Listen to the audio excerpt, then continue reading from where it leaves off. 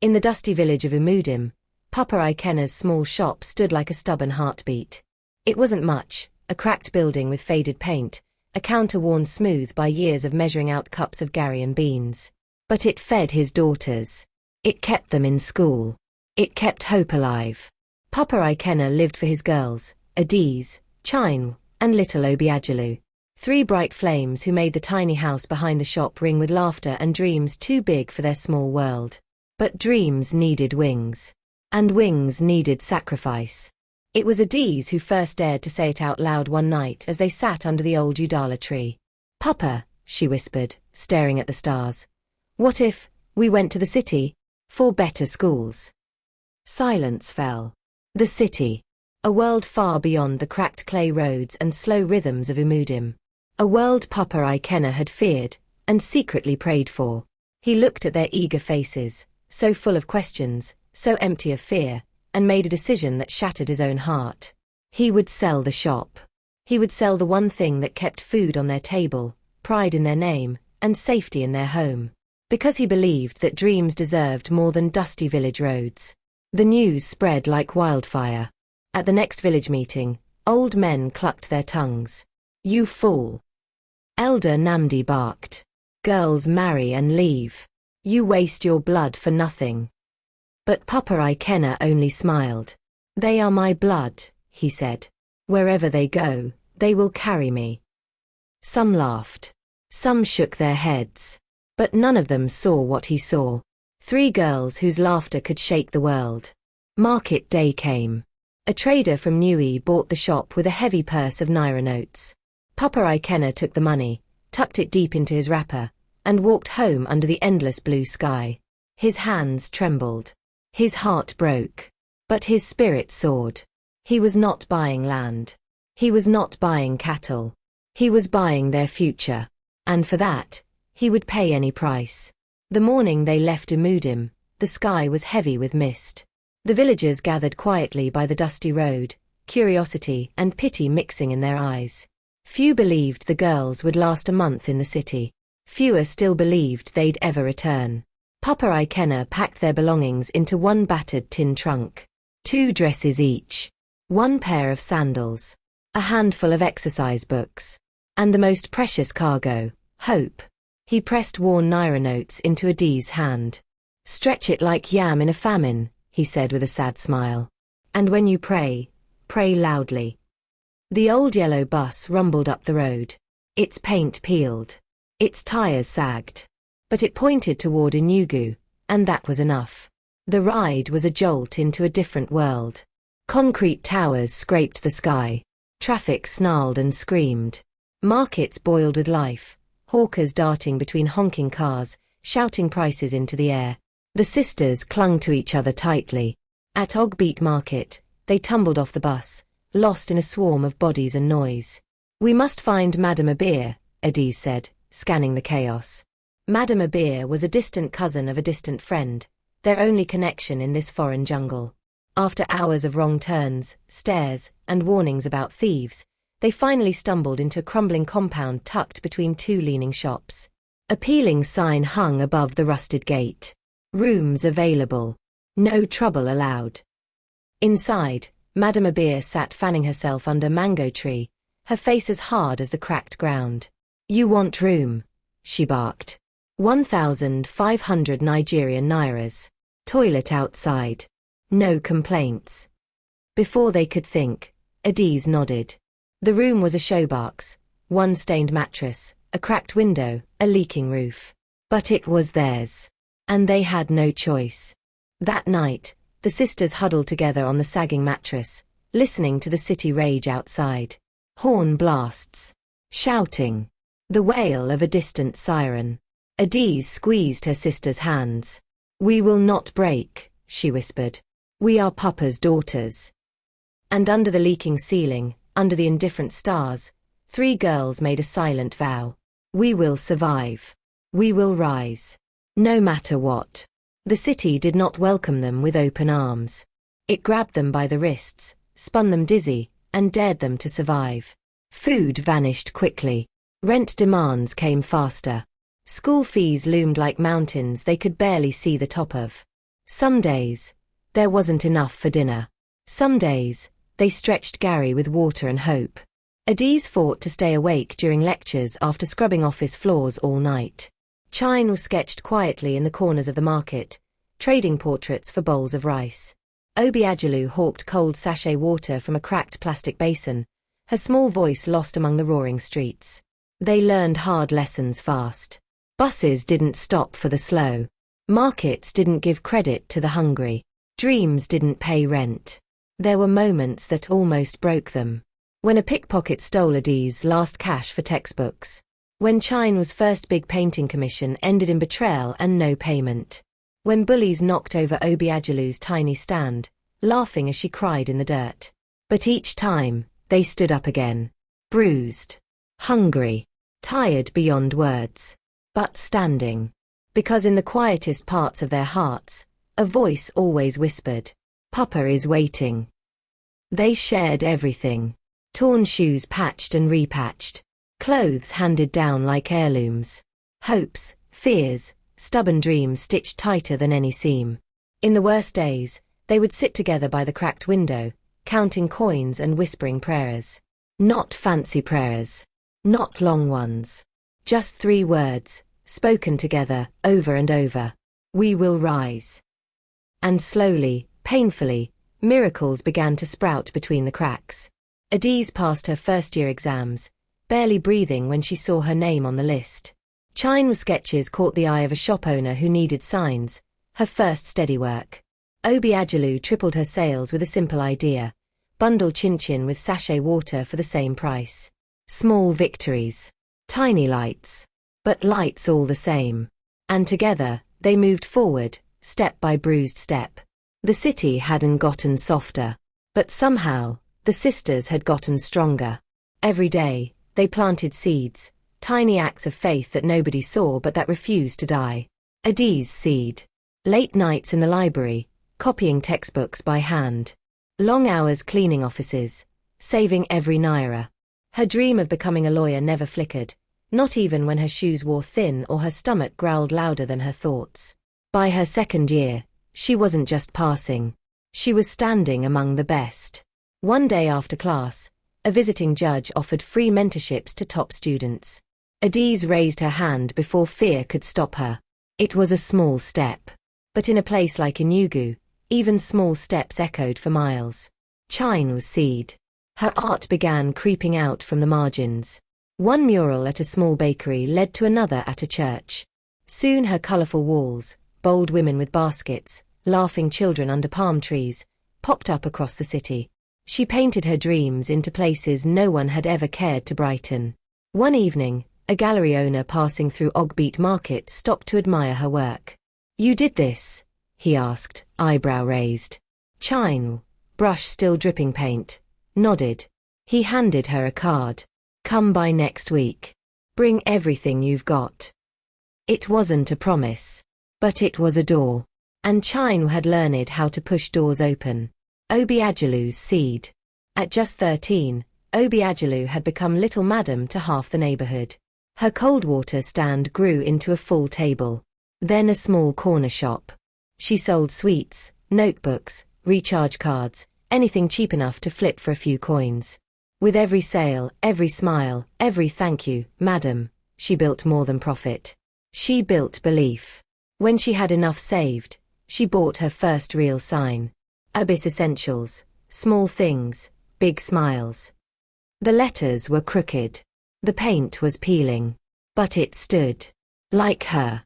Each sister watered her seed with stubborn hope. Days bled into nights. Weeks into years. But slowly, a garden of dreams grew under the cracked concrete of Enugu. And though they didn't know it yet, those seeds would one day burst into a harvest so beautiful, it would light up the whole village of Umudim. Time moved differently in the city. It didn't stroll like it did in Umudim. It raced, snapping up opportunities, spitting out the unready. But Papa Ikenna's daughters didn't just survive. They soared. Adiz, through sheer will and blistered effort, graduated law school with honors. She defended her first real case, a widowed market woman robbed by a corrupt landlord. She stood in court, black robe heavy on her slim shoulders, voice steady and sharp as a blade. She won. Word spread like wildfire. The girl from nowhere who fights for everyone. Clients came. Respect followed. But she never forgot the cold nights studying by candlelight, her sisters asleep beside her. China held her first art exhibition in a borrowed room above a tailor's shop. Only 20 people came. But one was a journalist. The next week, her murals graced the front page of City Life magazine, the painter of hope. Orders poured in. Hotels wanted lobby paintings. Schools wanted murals. Businessmen wanted their wives' faces on canvas. And China, the quiet dreamer who once traded portraits for bread, painted her name into the city's walls. Obiagelu wasn't a child anymore. By 18, she owned 2 kiosks. By 20, she ran a thriving minimarket. Her shop signs grew bigger. Her customers multiplied. One afternoon, a local distributor offered her credit lines, a trust usually reserved for established businesses. Obiagelu accepted with a grin and a handshake, remembering every afternoon she had chased keek drivers in the rain to sell just one more sachet of water. She opened her 3rd shop that year. Small things, big smiles, and now, big dreams too. At night, when the city grew quiet and the generator hum softened, the sisters gathered in their little apartment. It was still modest, cracked tiles, second-hand furniture, windows that rattled in the wind. But it was theirs. They would sit together, counting savings, sketching plans, whispering about the dream stitched into every sacrifice. Papa's house. Papa's new life. Papa's honor. They had survived the fire. Now, it was time to build something beautiful from the ashes. It was a quiet evening, the kind that smelled of rain and distant fires, when Adiz finally said it aloud. It's time. The sisters sat around their tiny dining table, papers and coins spread between them. Rent had been paid. Books had been bought. Shoes were no longer stitched by hand. For the first time in years, they weren't fighting to survive. They could breathe. And now, they could dream. China leaned in. Time for what? Adiz's voice was steady. For Papa's new house. Obiagelu's eyes widened. You mean, really build it? Not patch. Not paint. Build, Adiz said firmly. A real house. Strong walls. A real roof. A sitting room where he can host the village. A bed where he can sleep without rain dripping on his face. Silence fell. Each of them could see it. The crumbling hut he still lived in. The letters he wrote, never mentioning his struggles, but too proud to hide the hints. Roof leaking again. But I am strong. Yam harvest was small. Still, God is good. They knew. And they had waited long enough. The plan took shape like breath fogging a cold window.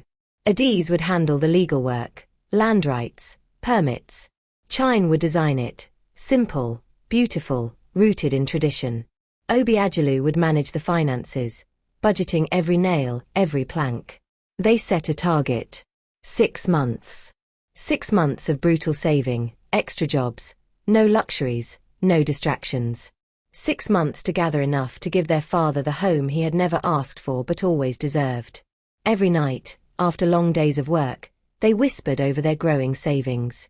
They called it the Promise Fund. Promise to the man who sold everything for their dreams.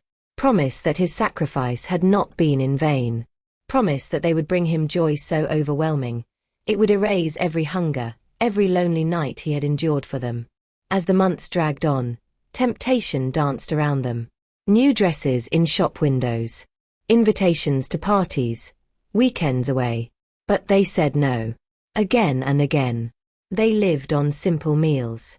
They walked instead of taking taxis. They mended old clothes instead of buying new ones.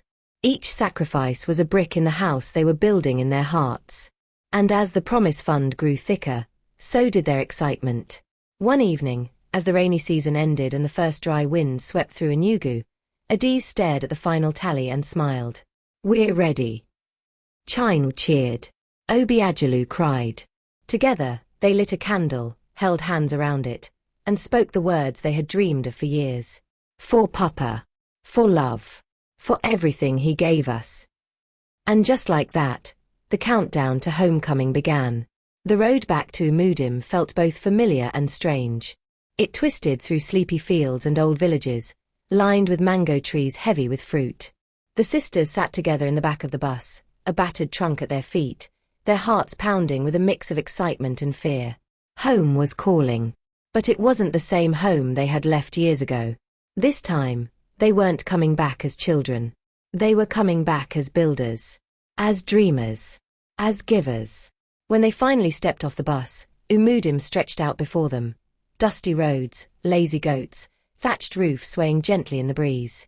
Villagers stopped and stared. First in shock, then in wonder. Could it be the poor man's daughters? Back in fine, sturdy clothes, with strong steps and brighter eyes? Whispers rushed through the market like wildfire. They have returned. See how they shine. Papa Ikenna's daughters are home. But there was no time to waste. While Papa Ikenna tended his small yam field beyond the village, the sisters met with the builder, a kind man Adiz had arranged secretly months before. They laid out the final plans. Solid brick walls. A strong tin roof. A sitting room, 2 bedrooms, a kitchen with real windows. The builder smiled at their eagerness. It will rise fast, he promised. And so it began. Every day for 2 weeks, while Papa Ikenna worked in the fields or visited the square, the workers hammered, sawed, and mixed cement. They hid their materials behind neighbors' houses. They built quietly, at odd hours, using side roads to bring in supplies. The whole village helped keep the secret. Children giggled behind their hands. Women exchanged knowing glances at the market. Even Elder Namdi, who once called Papa a fool, sat silently by the roadside, grinning into his cup of palm wine. Umudim was holding its breath, waiting. Each evening, the sisters tiptoed into the half-built house. They ran their fingers along the fresh walls. They traced windowsills that would let in real sunlight, not just drafts. They stood where the sitting room would be and imagined Papa there, sitting tall, laughing, proud. It was happening. The dream, once so fragile, once woven from hunger and tears, was finally becoming solid under their hands. The night before the unveiling, they barely slept. Obiajalu ironed Papa's new wrapper 3 times. Chino sketched Papa's house with a trembling hand. Adiz paced the small room at Maman Ketch's house, rehearsing what she would say, and failing, because no words could carry all the love inside her. At dawn, they knelt together, heads bowed. No grand prayers. Just a simple one. Let Papa feel the weight of our love. And then, as the first rooster crowed across Umudim, they rose. Today, they would change everything. The sun rose warm and golden, bathing Umudim in soft light. Birds chirped lazily. Goats wandered the dusty paths. But the village was buzzing quietly with excitement. Today wasn't an ordinary day. Today was Papa Ikenna's day. A young boy, one of Obiajalu's old friends, ran up to Papa's crumbling hut, panting. "Chief wants to see you," he said, barely hiding his grin. "Important matter." Papa Ikenna wiped his hands on his wrapper, puzzled but obedient. He followed the boy down the winding road, past curious villagers pretending to mind their business but failing miserably. Something was happening. He could feel it. When he turned the corner to his old compound, he froze. His heart stuttered. His legs trembled. Because where his broken, leaking hut had once slouched in shame, there now stood a house. Not a palace. Not a mansion. But a strong, proud house.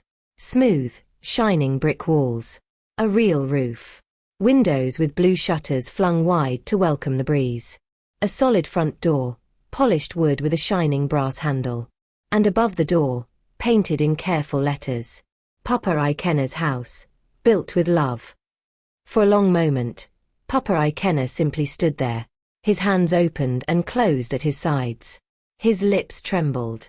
His throat made small, broken sounds he didn't understand. Tears blurred his vision. Hot, unstoppable. Then he saw them. Standing on the porch, dressed in simple, elegant clothes, faces shining with pride and tears. Adiz. Chino. Obiajalu. His daughters. His stars. They ran toward him, laughter and tears spilling over like a flood. He dropped his walking stick and caught them in his arms, crushed by the force of their love. Papa. Obiagelu sobbed, burying her face in his chest. Papa, we built it for you. Chinu cried. Because you built us first, Adiz whispered. The villagers clapped and cheered. Some shouted blessings. Some simply wept openly, remembering the day Papa Ikenna had sold his shop. Mocked, pitied, alone, and seeing now the harvest of that lonely seed.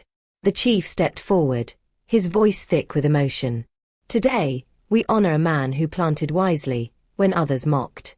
Today, we see that love, when planted deep, outlives everything.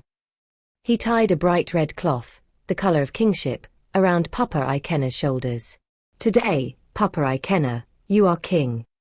The drums started, deep and strong.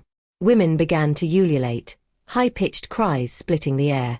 Children danced barefoot around the new house, laughing. And Papa Ikenna? He fell to his knees right there in the dust, lifted his face to the sky, and whispered over and over, "Thank you, thank you, thank you." Not to the crowd, but to the heavens, to the ancestors, to the small battered man he had once been, who had dared to believe in 3 little girls with stars in their eyes. Inside the new house, he touched everything like it was gold. The bed, soft and sturdy. The kitchen, bright and dry. The small table, set with clean plates, already waiting for their first shared meal. On the wall above the dining room, a painting by Chine hung proudly. A simple tree. Strong roots. Wide branches. 3 bright birds flying outward, toward the sky. At the bottom, she had written, "Planted by Papa. Blooming forever." That night, after the feasting and the music had faded, Papa Ikenna sat on his new front porch. The stars above him blinked gently. The wind carried the smell of roasted yam and wood smoke. Inside, his daughters laughed, planning, dreaming. He closed his eyes and smiled. He had given up everything once. And now, he had gained everything that mattered. A house. A legacy. A love bigger than the sky. And in the quiet of his heart, he whispered one last prayer. Let my daughter's children dance even higher than they have. The new house stood like a beacon at the edge of Umudim. Solid, bright, full of laughter.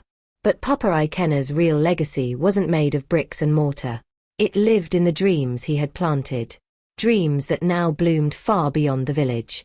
Adiz became a fierce advocate for the forgotten, winning cases that changed lives, lifting up market women and roadside hawkers who had never set foot inside a courtroom before. Reporters wrote about her. From humble beginnings to defender of the poor. But when asked her secret, Adiz always smiled and said, "I was raised by a man who believed small seeds could crack mountains." Chine's paintings filled galleries from Lagos to Accra. Her murals graced hospital walls, bringing color and hope to children who had never owned a crayon. At every exhibition, she reserved a small corner for her first inspiration. A sketch of a broken shop in Umudim and the father who had stood inside it, smiling despite everything. Obiagelu's shops multiplied like harvest rain. She built schools. She funded scholarships. She mentored dozens of young women, telling them, "Start small. Think big. Love harder." She never allowed a new shop to open without painting a small Udala tree on the front wall, a secret tribute to the place that made her. And Umudim?